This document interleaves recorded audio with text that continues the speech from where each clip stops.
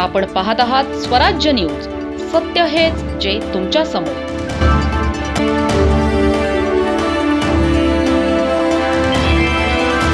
साक्री तालुक्यात शासनाच्या मोफत सोयाबीन बियाणे वाटप योजनेवरून शेतकऱ्यांमध्ये तीव्र नाराजी व्यक्त होत आहे. संपूर्ण तालुक्यासाठी साक्री येथे एकच वितरण केंद्र असल्याने दूरवरच्या गावातील शेतकऱ्यांना मोठ्या गैरसोयींचा सामना करावा लागतो. चरणमाळसारख्या दुर्गम भागातून शेतकऱ्यांना तब्बल 55 ते 60 किलोमीटरचा प्रवास करून साक्री गाठावे लागते.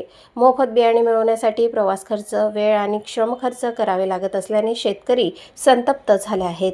याच पार्श्वभूमीवर सामाजिक कार्यकर्ते हर्षल बिरारी यांनी तालुका कृषी अधिकारी योगेश सोनवणे यांना निवेदन देत पिंपळनेर येथे स्वतंत्र बियाणे वितरण केंद्र सुरू करण्याची मागणी केली आहे. ते सांगणार मी तुम्हाला मी एवढं स्पष्ट सांगतो आहे.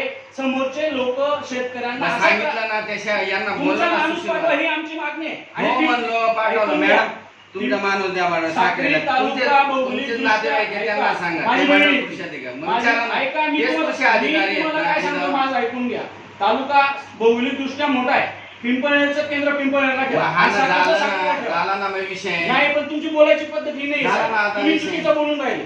म्हणजे तुम्ही सहकार्य करणं तुम्ही पहिल्यांदा पण सांगितलं बोला बरं काय बोलाल काय ते नातेवाईकाचा काय प्रश्न, जो प्रश्न आहे तो शेतकऱ्यांसाठी मिटवला पाहिजे ना. असं तुम्ही तुम्हालाच फोन करतो मी तुमचा असं नाही तुम्ही फोन करतो तुम्ही दुसऱ्यावर टाकून जायचं. मी दुसऱ्यावर का माझ्याकडे काय वैयक्तिक असिस्टंट आहे का मंडळाला असिस्टंट असतात.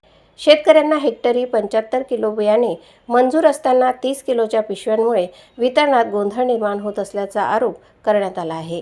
उर्वरित 15 किलो बियाण्यासाठी दुसऱ्या शेतकऱ्याची प्रतीक्षा करावी लागत असल्याने वेळेचा अपव्यय होत आहे.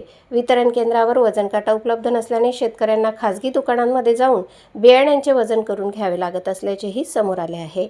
याशिवाय वितरण केंद्रावर कृषी विभागाचा कोणताही अधिकारी किंवा प्रतिनिधी उपस्थित नसल्याची तक्रार शेतकऱ्यांनी केली आहे. बियाण्यांच्या पिशव्या गोदामातून स्वतः उचलून आणण्याची जबाबदारीही शेतकऱ्यांवर टाकण्यात आल्याचा आरोप करण्यात आला आहे. दरम्यान तालुका कृषी अधिकारी कार्यालयाच्या बाहेरील दरवाजा अनेकदा कुलूपबंद दिसत असल्याने कार्यालय सुरू आहे की बंद असा सवाल शेतकऱ्यांकडून उपस्थित केला जात आहे.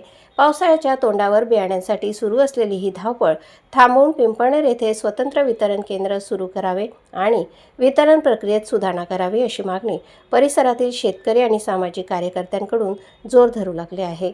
आता प्रशासन या गंभीर तक्रारींची दखल घेऊन शेतकऱ्यांना दिलासा देणार का याकडे सर्वांचे लक्ष लागले आहे.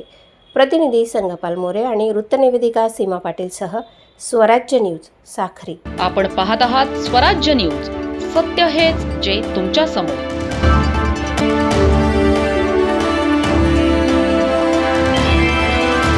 साक्री शहरातील कृषी उत्पन्न बाजार समितीच्या आवारात दर शुक्रवारी भरणारा शेळी मेंढी बाजार आता वाहन चालकांसाठी डोकेदुखी ठरत असल्याचे चित्र दिसून येत आहे. पिंपळनेर रस्त्यालगत भरत असलेल्या या बाजारामुळे सकाळपासूनच परिसरात मोठी गर्दी उसळते. शेळ्या मेंढ्यांचे कळप, व्यापाऱ्यांची वाहने आणि खरेदीदारांची गर्दी यामुळे रस्त्यावर वाहतुकीचा वेग मंदावतो. अनेक वाहन चालकांना मार्ग काढण्यासाठी मोठी कसरत करावी लागत आहे. विशेषतः दुचाकीस्वार आणि चारचाकी चालकांना वाहतूक कोंडीत अडकून वेळेचा मोठा फटका बसत आहे. अवजड वाहनांना तर या गर्दीतून मार्ग काढणे अधिकच कठीण होत असल्याचे चित्र दिसून येत आहे. रस्त्याच्या कडेला अनियमितपणे उभी केलेली वाहने वाहतुकीसाठी अडथळा ठरत आहेत.